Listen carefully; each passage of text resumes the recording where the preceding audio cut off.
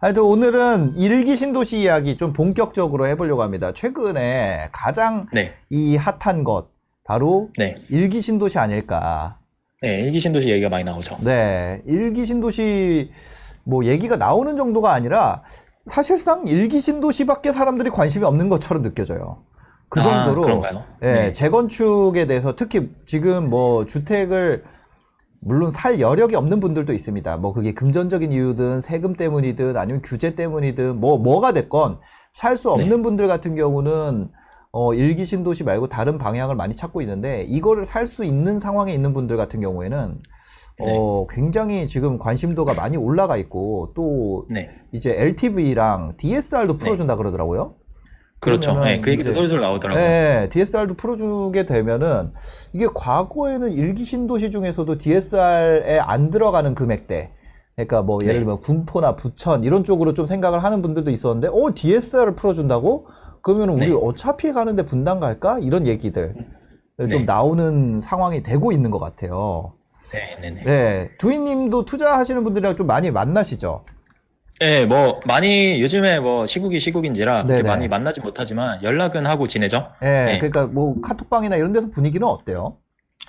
뭐 아무래도 저랑 통화를 하시는 분들 같은 경우에는 아무래도 네, 구력이 그래도 조금 어느 정도 됐기 때문에 네. 사실 운신의 폭이 그렇게 이렇게 넓진 않아요. 아, 네네. 실제로 뭔가를 취득하기에는 좀 그렇기 때문에 음, 다주택자들 지금 동향은 최근에 통화한 건 그것 때문에 통화했죠. 어떤 저기 것 뭐야. 때문에요? 그 보유세. 얼마 전에 아, 공시가격 발표했잖아요. 지난주 네, 24일. 맞아요, 맞아요. 그거 뜨고 나서 이제 그날 바로 이제 전화들 많이 오시더라고요. 다들 아, 이제 한탄. 보유세 한탄. 예, 한탄, 푸념. 그 어쩔 수가 없잖아요. 보유세는 이미 그거는 정해진 네. 거고. 예, 어쩔 수가 없고. 근데 네네. 이제 다들 이제 포지션을 보면 네, 한 80% 정도는 음, 이제 관망 혹은 이제 그런 네, 거죠. 이제 움직일 수가 없으니까 음, 매수보다는 매도에 초점을 맞추는. 그리고 아, 내가 가지고 있는 물건들을 지키는데 이제 네, 좀 더 초점을 두고 네, 아무래도 그나 그 안에서도 이제 공격적으로 하시는 음, 분들은 서울을 조금 바라보고 있다든지 네. 뭐 그 재개발 위주로 음, 아니면은 그 규제가 좀 덜한 뭐 네. 이런 쪽으로 많이 가시려고 하시는 분들이 있죠. 아, 네. 서울을 좀 바라보고 있다. 네. 어, 서울 쪽 같은 오피스텔 경우에도 쪽에는 관심이 여전히 네. 있나요? 우리가 어, 작년까지만 해도 네네네. 작년 뭐 3, 4분기죠. 그러니까 가을 넘어가면서 작년 가을 넘어가면서부터 오피스텔 상승세가 서울 쪽에서 엄청 좀 네네네. 급하게 나왔었는데 그런 쪽에 대한 네. 관심도는 있나요? 사람들 그 보면? 아파트에 대한 관심도는 어느 정도 있었어요. 네. 그리고 실제로 이제 행동으로 옮기시는 분들도 꽤 계셨고, 네네. 이제 그게 어느 정도 지나고 나서 음. 한 투룸이나 원룸, 약간 음. 작은 평수로 옮겨가게 됐죠. 네. 예, 그런데 관심을 가지시다가 지금은 약간 이제 다 약간은 소강 상태인 음. 것 같아요. 근데 그 와중에서도 이제 네. 원룸, 투룸에 이제 집중이라기보다는 좀 관심을 가지신 분들이 계시고요. 음. 그런 것 원룸 같습니다. 같은 경우는 너무 안 올라가지고 지금 현재. 그렇죠. 예. 예. 근데 저도 이제 하나 음. 가지고 있는 게 있는데 네. 정말 오랫동안 안 올랐었거든요. 그죠. 예, 근데 이제 최근에 한 1년 동안 가격이 어. 꽤 오르더라고요. 이제 어떻게 아. 보면은 털고 나와야 되는 타이밍이다. 그리고 약간 오피스에 좀 털어야 예, 되나 이런 생각도 예. 들고. 왜냐면 음. 오피스텔이나 아파트 같은 경우에는 이게 그래요. 빌라도 그렇고 네. 아무래도 아파트의 대체제 역할을 많이 하다 보니까 네네. 사는 거는 내 맘대로 살 수 있지만 음. 이제 매도는 내 맘대로 되는 게 아니거든요. 그죠. 네, 그렇기 때문에 사실 물이 들어왔을 때 어느 정도 한번 음. 매도가 가능하면 하는 것도 음. 나쁘지 않다고 생각합니다. 지금 가장 좀 그 다주택자 입장에서 제가 좀 우려가 되는 거는 이런 거예요. 그 네네네. 저 같은 경우는 뭐 이것저것 많이 하는데 문제가 네, 그 규제가 완화가 되기 시작하면 네, 이렇게 우리가 풍선 효과라고 했잖아요. 풍선이 볼록하게 네네네. 나왔던 애들이 쑥쑥 들어가기 시작하지 않을 것이냐. 예. 맞아요, 맞아요. 네, 그죠. 그래서 예. 네, 말씀하세요. 네. 그래서 규제 완화 때문에 저도 이제 오피스텔 같은 경우는 좀 처분을 할까 생각 중이거든요. 아파트에 대해서 맞습니다. 사람들이 이제 접근이 가능해지면 굳이 네, 오피스텔을 살 필요는 없으니까. 그렇죠. 그래서 네, 조금, 오피스텔에 대해서는 좀 포지션을 줄여가고, 오히려, 네, 좀, 전통적인 방식. 어, 그렇죠. 네. 뭐, 이게 전통적인 방식이라 그런데, 말하자면 이거죠. 갭 투자를 하겠다는 거죠, 차라리. 아니, 그게 이게 지금 다시 좀, 뭐, 금액대가 너무 올라간 지역 말고, 좀 낮은 데로 좀 네네네. 슬슬 바라봐야 될 때가 되지 않았나, 이런 생각도 들긴 들거든요. 다주택자 규제 네. 완화에 대한 얘기들도 슬슬 나오고 있고요. 그렇죠. 이게 아무래도 규제라는 게 그 네. 부동산 본연의 가치를 훼손시키는 일이 일부 일어나잖아요. 그럼 네. 풍선 효과가 일어나고 네. 그래서 오르지 말아야 될 게 오르는 경우도 있고 이제 더 올라야 되는 게 못 오르는 경우도 있고 네네. 그죠? 조금 대체제로서 판단이 되는 것들이 올라주는 경우도 있고요. 네. 예, 그런 것들이 아무래도 규제가 풀리게 되면은 정상화되면서 이제 자기 가격을 찾아가는 경우가 많겠죠. 네. 그럼 내가 보유한 것 중에서 이제 규제로 인해서 혜택을 본 건지 아니면 규제로 인해서 눌려있는 지역은 어딘지를 판단하는 네네. 게 되게 중요하겠죠. 그게 가격대가 될 수도 있고요. 네. 지역이 될 수도 있고요. 아니면은 어떤 그 종류가 될 수도 있고요. 네네. 네, 그래서 잘 판단해야 될 것 같습니다. 아, 그죠. 아, 우라라님께서 분당 지역 소식을 전해주셨습니다. 어제 분당 시범단지 신고가 나왔어요. 국평. 네. 우라라님, 부동산 중개하시나? 예, 여튼 그렇습니다. 뭐 일기 신도시에 대해서 관심도가 이렇게 올라가고 있는데 저희가 이런 거에 대해서 좀 얘기를 해보고 싶어요. 일기 신도시라고 하면 우리나라에 일기 신도시의 뭐라고 할까요?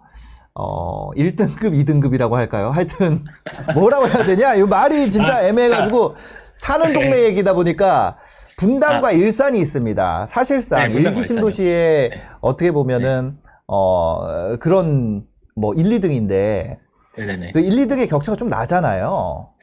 네. 또 뭐 5군데 있으니까 1, 2등이라고 이제 등수를 매기보다는 네네네. 아, 그죠. 아, 죄송합니다. 뭐 네. 일기 신도시 하면 대표적으로 떠오르는 지역 두 곳이라고 할 수 있겠네요. 네. 네네네. 네. 네. 근데 아무래도 이제 분당이 조금 더 비싸죠. 네. 네. 그래서 네, 그런 게 그런 것들이 왜 이런 형태로 됐는지 그런 부분에 대해서 네네. 좀 얘기를 여쭤보고 싶다. 이거를 방송 전에 네. 얘기를 드렸었거든요. 네. 급하게 또 이렇게 말씀을 해주셔서 네네. 정리를 잠깐 해봤는데 네. 원래 이게 저도 찾아보니까 알고는 있었는데 네. 이게 1990년도에 분당이랑 일산이 만들어지게 됐잖아요. 그죠. 이제 목적 자체는 이제 서울의 수요를 분산을 시키겠다는 목적으로 만들어졌고 이제 노태우 정권 때 계획이 돼서 이제 들어오기 시작했죠. 네. 그때 당시에 1990년도에 가격이 실제로 두 단지가 5,800만 원으로 비슷했대요. 네, 비슷했던 맞아요. 그 단지가 있었답니다. 근데 네. 19년 기사예요. 네. 근데 현재 이제 일산 같은 경우에는 5억이고 네. 분당 같은 경우에는 8.3억이다. 라고 하면서 이렇게 차이가 나기 시작했다. 근데 네, 이때가 네. 이제 일산이 본격적으로 오르기 전이고 네. 분당도 지금의 시세를 갖기 전이겠죠. 네네. 지금은 좀 더 차이가 날 걸로 보입니다. 아, 그렇죠. 지금은 차이가 거의 한 뭐 2배까지도 벌어졌다 이런 얘기도 나오더라고요. 네, 그런 얘기도 나오죠. 네. 그래서 그런 게 왜 그렇게 됐냐라고 물어보신 거잖아요. 그죠? 네네. 네, 이게 보니까 2000년도 초반까지는 크게 차이가 없었더라고요. 아, 그러니까 한 10년 정도는 크게 차이가 없었던 거예요. 네네. 근데 그 이후로 이제 영향이 나타나기 시작했는데 이제 큰 이유 중에 하나는 이제 강남이 개발되기 시작하면서 네.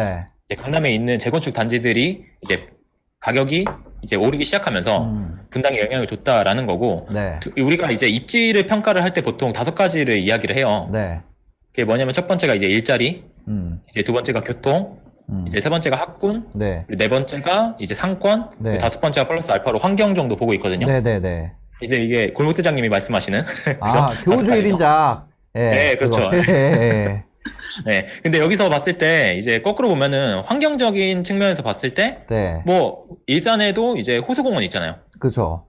그리고 분당에도 이제 중앙공원이 있잖아요. 네네네네. 그래서 사실상 환경적으로 봤을 때는 크게 차이가 없고 네. 상권적으로 봤을 때도 둘 다 뭐 스타필드라든지 아니면 그 안에서 내부에서 일산 신도시도 그렇고 분당도 그렇고 다 살기 좋잖아요. 네네. 학군으로 봤을 때도 일산에도 이제 큰 학원가가 2개나 있고 크게 막 물론 분당이 좀 더 좋긴 하겠지만 네. 크게 밀리지 않을 정도의 학군을 가지고 있단 말이에요. 그렇죠. 일산 학군도 좋습니다. 아주 학원가도 네, 잘 좋죠. 형성이 돼 있고. 네, 네. 학원가도 2개나 있고 되게 네네. 살기 좋단 말이에요. 네네. 그러면은 이 차이를 보이는 게 뭐냐라고 하면은 이 앞에 있는 일자리랑 교통인 거예요. 그렇게 봤을 때 이제 이 서울이라는 도시가 이제 얼마 전에 제가 그 영상에서 말씀드렸다시피 지금 서울 수도권 인구가 지방보다 많습니다. 그쵸. 서울 수도권 합치면 네. 거의 반이 살고 있잖아요. 2,500만이 살고 네, 있거든요. 네. 그 이유가 뭘까라고 생각을 해보면 사실 하나예요. 뭐 여러 가지 뭐 문화시설이나 여러 기타 이유가 있을 수 있겠지만 네. 일자리거든요. 일자리. 일자리. 그죠? 네. 그런 입장에서 봤을 때 네. 이제 일산은 어디에 붙어 있냐라고 하면은 강북권에 붙어 있죠. 그죠? 그쵸. 그리고 분당 같은 경우에 어디에 붙어 있냐? 이제 강남에 붙어 네, 있게 되는 맞습니다. 겁니다. 그렇게 봤을 때 강북권보다 강남권의 일자리가 압도적으로 많죠. 네. 그러다 보니까 아무래도 강남에 어떻게 보면 베드타운이라고 할 수 있는 분당이 네. 훨씬 좀 일자리적인 측면에서 우위를 가져가기 때문에 가격도 차이가 나는 것도 있고요. 네.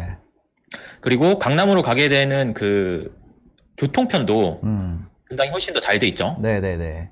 분당선도 있고 분당선도 있고요. 그런 면도 있고, 그리고 강북 같은 경우에는 대기업 본사들도 네. 그 개수 자체는 강북이 더 많은데 100대 기업의 본사가 네. 이게 이전을 자꾸 하고 있어요. 그래서 뭐 예를 들면은 삼성생명이나 증권, 뭐 네. 롯데그룹 같은 경우에 강남으로 이전을 했고요. 네.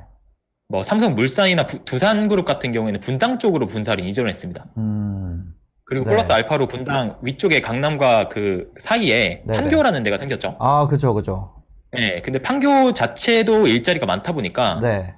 분당은 이제 판교, 강남이랑 연계가 되면서 이제 자족도시가 어떻게 되는 거죠. 네. 그죠? 네, 그런 면에서 봤을 때 분당이 조금 더 일산보다 이제 우위에 있던 면이 있었다. 그리고 반면에 이제 일산 같은 경우에는 네네. 이제 분당이나 판교, 강남보다는 자족도시라고 하기에는 일자리가 너무 적고요.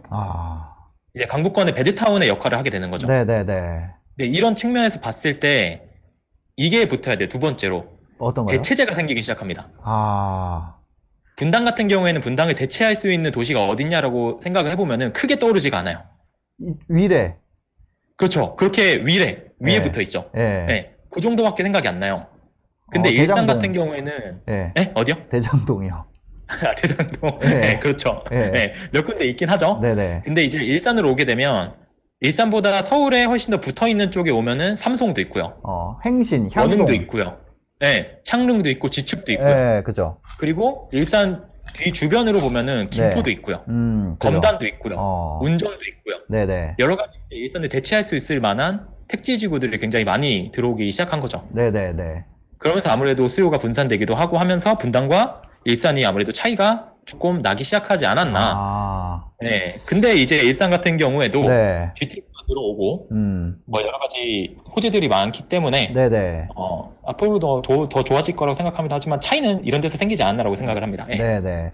아, 그쵸. 우리가 생각을 해보면은 동탄 대 김포 이렇게 좀 생각을 해보면 위례 대 김포 요 정도인가 거리로 따져보면 그거 확실히 좀 그게 되는 것 같아요. 그리고 뭐 용인 대 파주 이렇게 생각을 해보면 이게 그 차이가 일산 분당일 때는 이거 잘하면은 분당이랑 일산 비벼볼만 한데 뭔가만 잘 되면 예를 들어서 토지거래 허가로 분당만 묶이고 왜 분당이 너무 비싸니까 분당만 토지거래 허가가 묶이고 일산 풀려있고 일기신도시 좀 이렇게 재건축 용적률 완화 이거 빵 동시에 되면은 일산이 한번 따라잡는 기회가 나오지 않을까 이런 생각도 들거든요.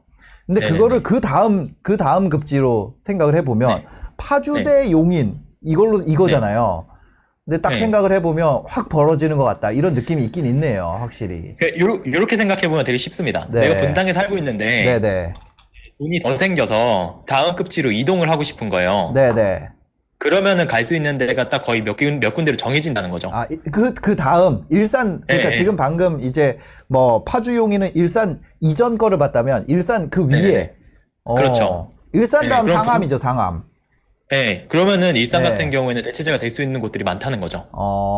네. 일산에서 예를 들어서 괜찮아서 올라간다 그러면 상암이나 뭐 은평 수색 뉴타운 증산 그렇죠. 뭐 그쪽으로 가겠죠 이제. 그쪽은 이제 서울이고. 네. 그게 경기도에서도 생각보다 꽤 있다는 거죠. 네. 경기도 지방에서도. 그렇죠. 그래서 그런 부분에서 일산과 분당의 차이가 난다. 근데 지금 같은 경우에 이제 일기신도시 여기 이하나님이 양쪽 모두 살아보셨다고. 네네네. 근데 일산은 너무 소비도시 같아요. 이런 얘기도 남겨주셨네요.